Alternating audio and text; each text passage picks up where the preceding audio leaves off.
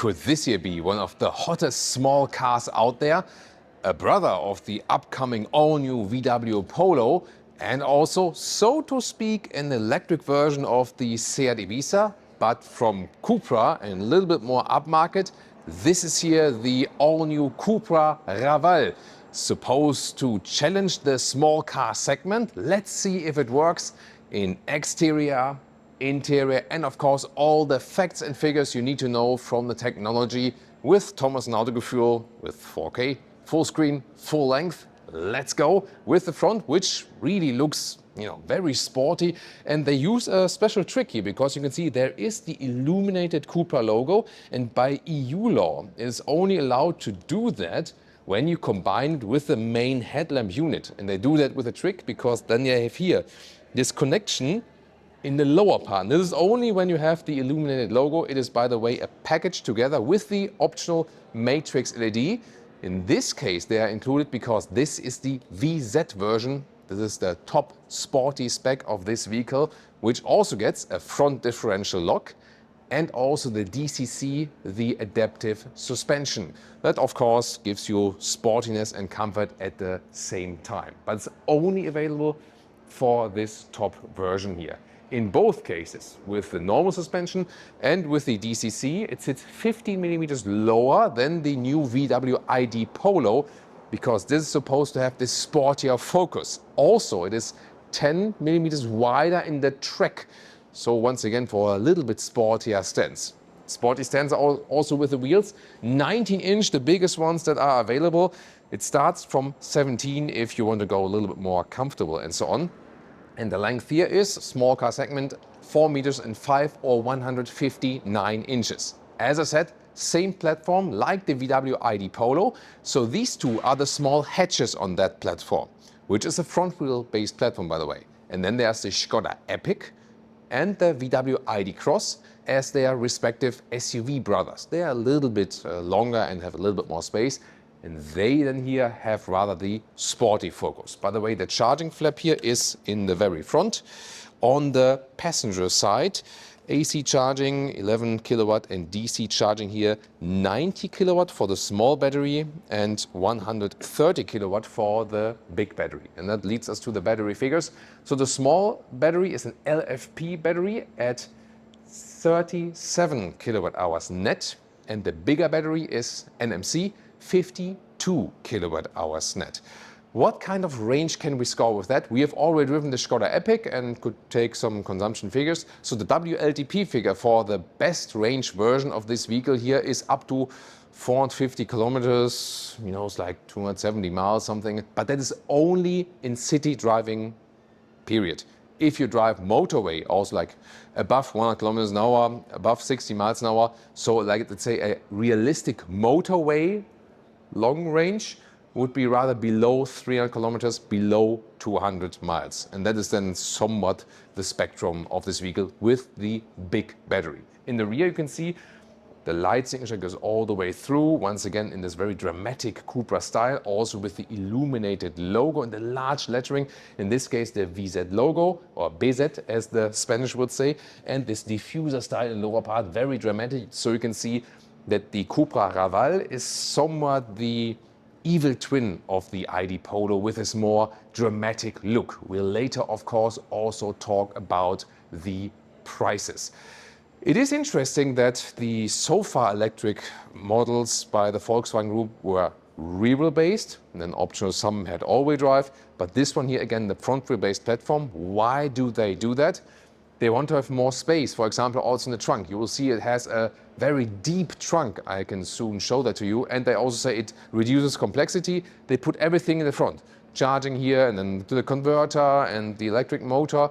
And that really brings down the costs and also gives you space up, Also only have a torsion beam, because that again is on the one hand easier, but it also gives you more space in the rear. But then with the DCC, I'm really looking forward how it drives. As I said, recently we drove the Skoda Epic. That one I drove without the DCC, and that still was a very decent ride already. Let's see if we have a frunk or not. The Polo did not have one, so I don't expect any here. Yeah, it doesn't have a frunk. The Skoda Epic and the ID Cross these two will have a small frunk. The reason why they don't have a frunk here is this one. This is here for the AC. So like this climate compressor. And it has like this special housing that you see here, when it does create vibrations, that you do not hear that on the interior. And they said that they need like a powerful AC unit, an electric vehicle that you can probably also preheat the car or pre-cool the car on the interior. And then they want to have as little noise on the interior as possible. So that was the focus here, rather than giving like a small frunk. And you see, it's a rather low sitting vehicle. This color here, by the way, is called Plasma.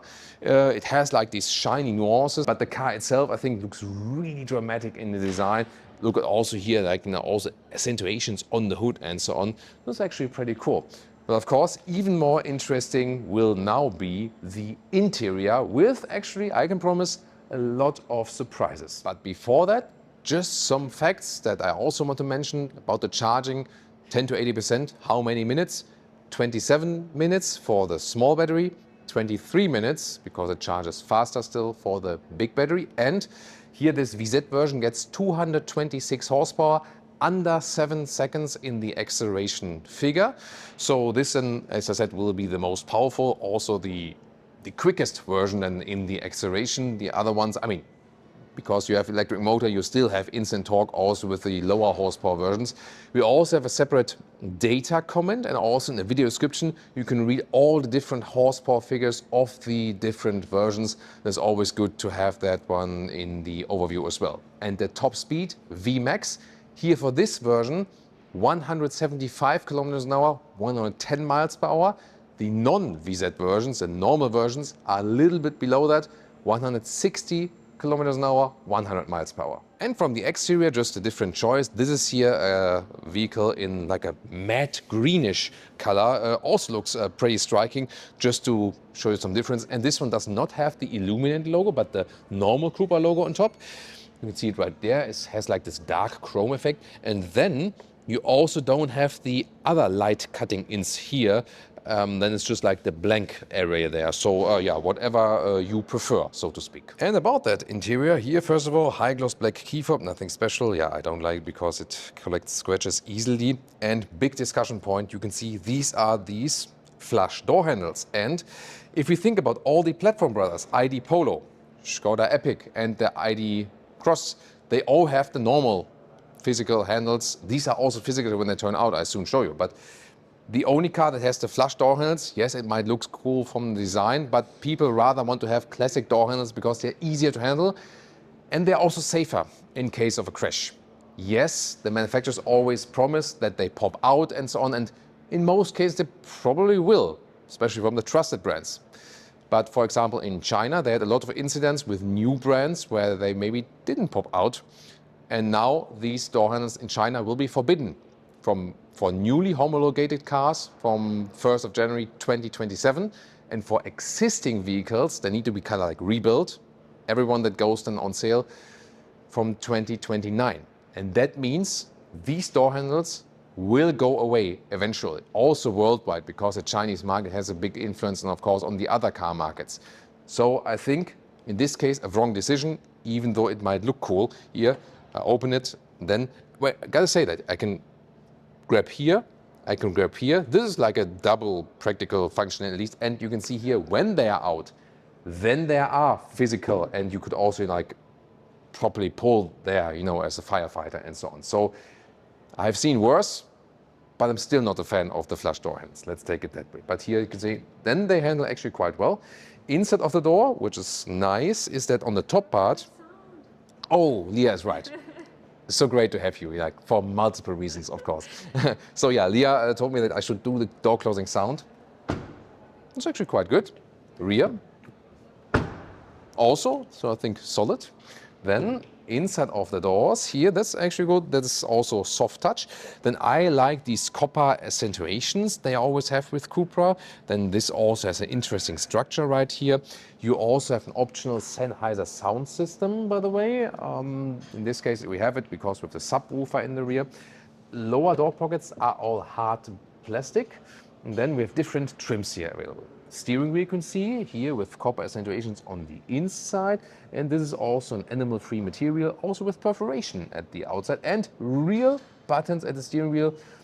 Appreciate that. Drive mode selector at the steering wheel, Cupra button for the Cupra mode at the right side, for the volume jog and so on. So going more classic again.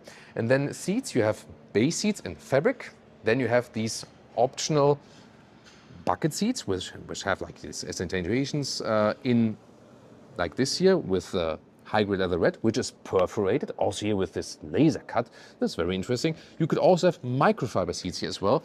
And then there are optional cup bucket seats, which are even sportier.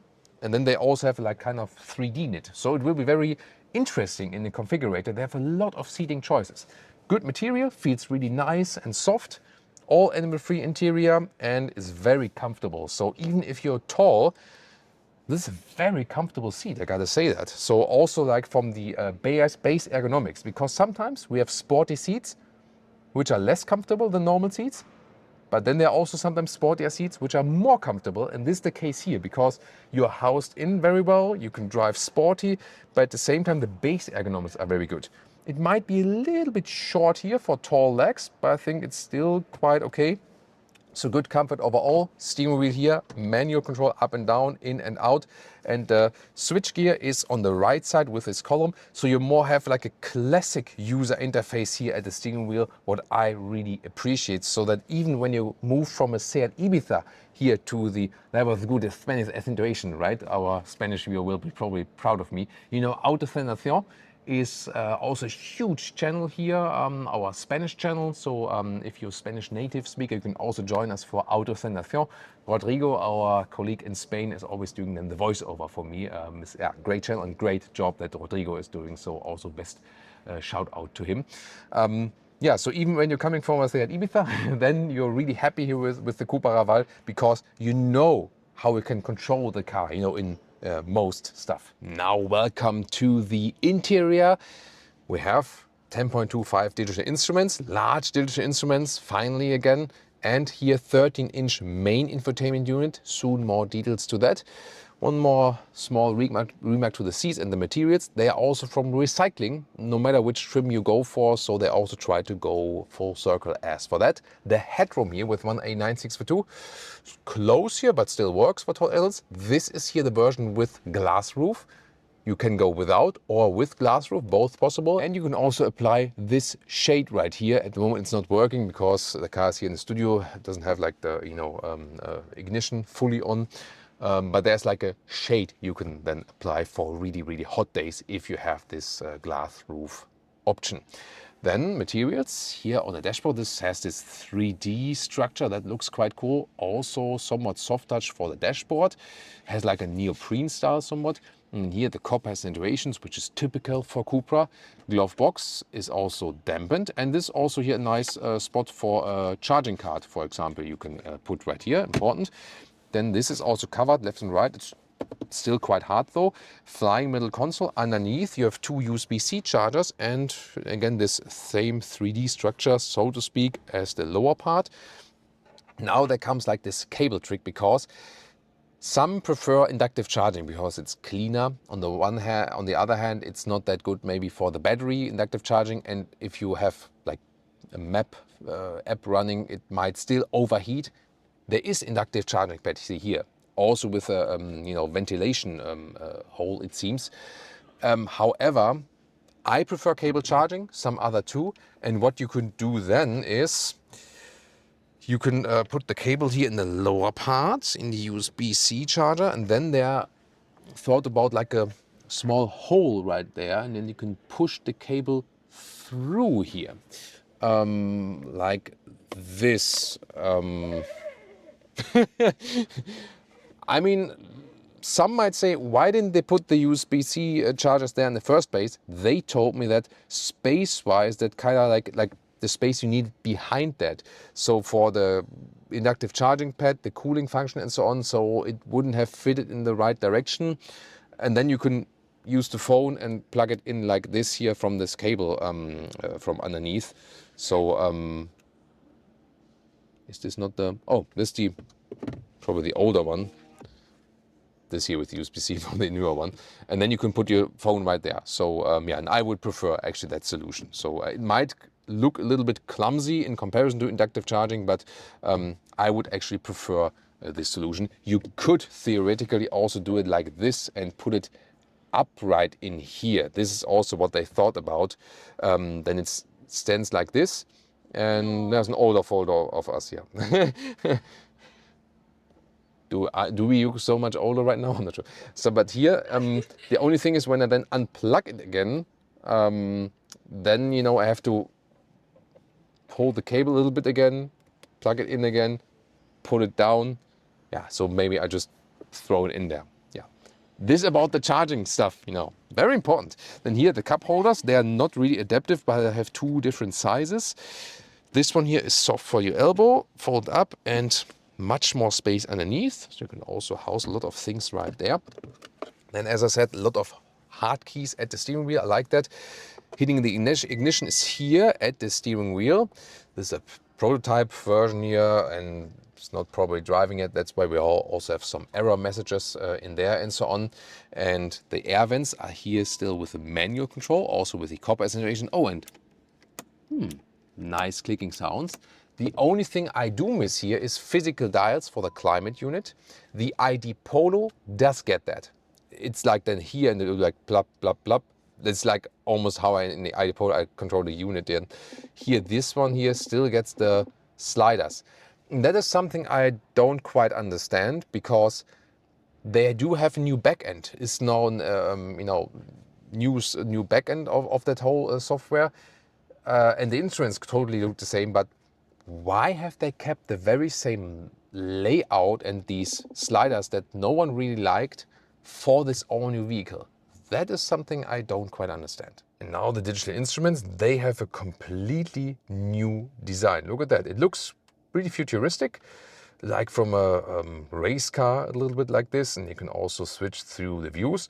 So that's actually quite cool, like the new design. And of course, because they are larger, once again, if you compare it to the Cupra Born. And then we have the main infotainment system. Yeah, as I said earlier, with the sliders, or press here, plus minus. Seat heating is here, at least in the first level. This is also the Apple CarPlay view like this, so a good full integration. Other than that, you have also like a slide down menu where you can, for example, deactivate like the EU speed chime law easily.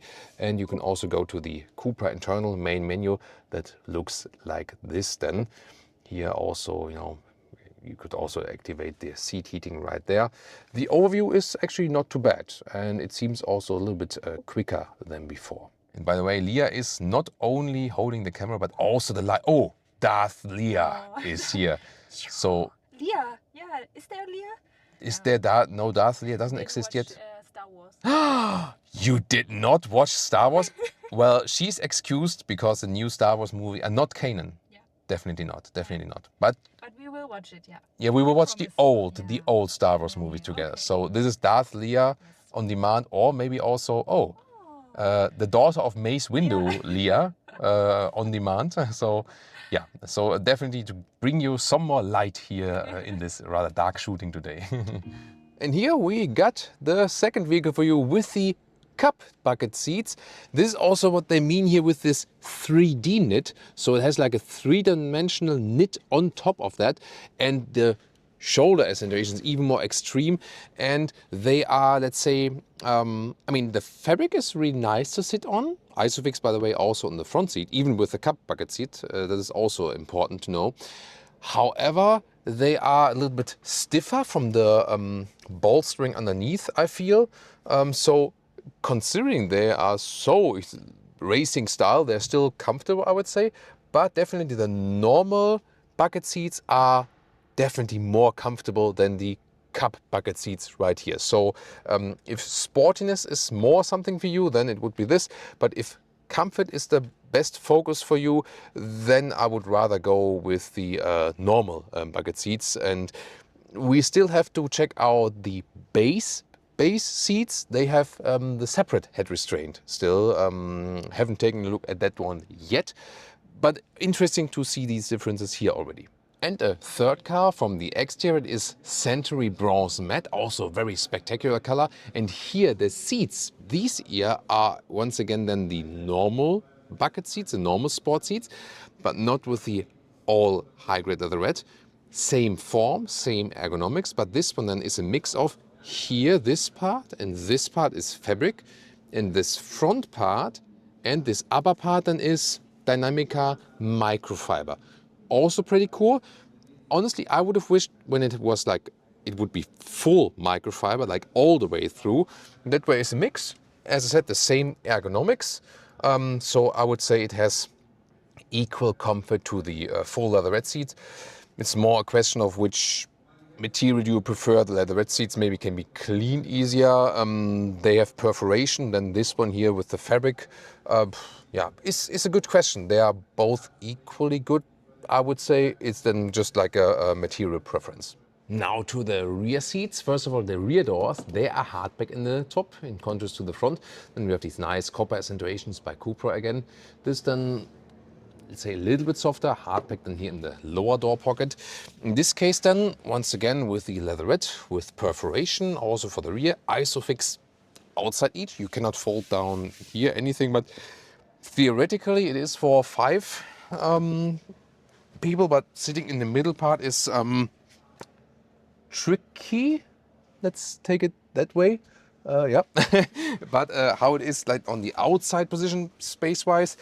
So see here, it does exactly fit for let's say 4 tall adults, legroom-wise when I'm driving and headroom-wise.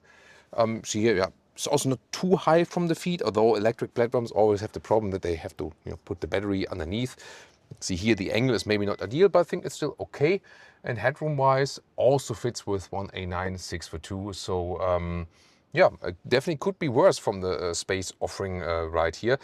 So the seats are also, let's say, to the rear, not too voluminous, although they look extremely, sporty and so on. And different seats are, of course, available. I like these copper accentuations here in the rear, and you do have 2 USB-C chargers, which, by the way, deliver 90 watt. So it's also very powerful than when the kids, for example, charge their phones then here in the rear. Now we take a look at the trunk. Remember, due to this torsion beam construction, they say they could leave a lot of space then, and also everything of the tech is in the front.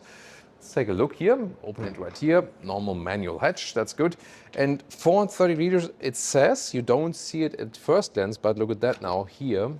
And we know it from the ID Polo here. Look at that. The cabin trolley fits underneath. So that's unusual for a small car indeed. You could also take out this whole cover if you like. And here, this is the optional subwoofer from the optional sound system. If you would not have that, and if you would not have the tire fit, then you would use the whole thing here. And I also asked them, there will be no special cover for the subwoofer or so on. So yeah, you should just be gentle. You leave this one here if you want to load through, 2/3, 1/3 split, or you can also move it into the lower position like here. Then of course you have more height. And if we now remove this top cover here, I can also better measure that. There we go. And we take out the famous Autogefühl measuring stick. That's why I'm German. And then here you can take a look right there. This is like 1 meter or 40 inches in the width. Then the normal length here is about 26 inches or 66 centimeters. And the height here with this part in the lower setting, 33 inches or 83 centimeters. That's of course pretty cool. And you could also, of course, go even higher when you fold this one up, because then you can go all the way below. And then we're here at about like almost 45 inches or 1 meter 13. So that's very impressive, and you could carry anything then in the height as well. And then here the total length to the front seats about 55 inches or 1 meters and 40. So that's very impressive. One of the best things in the practicability about this vehicle for sure. I think what's quite certain, most will probably agree to that. If not, tell me in the comments. I think it is a very dramatic look on the exterior, and this kind of can make you feel cool, although you're driving a small car. And you know already from the Skoda Epic, and that was the SUV brother, and also from the VW Polo, we've already driven that one, that even the normal versions of this platform here drive extremely sporty and they're super fun to drive. So I'm looking forward to, especially with this version, with a little bit wider track, with the DCC and the sportier setup than the Polo, how sporty that one is actually driving. So really seems to be some kind of city racer. But what about the pricing? It will start a little bit above the VW ID Polo with the small battery, so about 1,000 euros more expensive. Let's see how much extra equipment we get there included maybe. 26,000 euros will be the entry price for the small battery.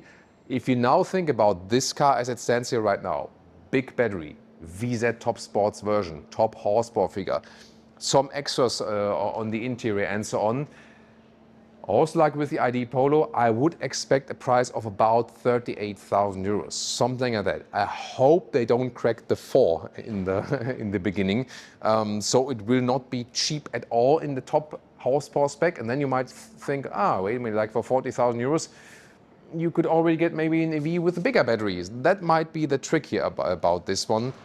I think it makes more sense to go for the bigger battery in general, because I'm not a fan of buying a car for one single use case. I'm more a fan, I think also more sustainable when you can buy one car and can do more things with it and you don't need 2 or 3 or 4 cars, you know. So that was my idea behind it. That's why I would always opt for the bigger battery. But there might be other use cases. If you maybe have really just the only one city use case, then you might as well also go for the small battery. Looking forward to your comments. And now, of course, it's time to check out the other platform brothers like the VW ID Polo or the Skoda Epic.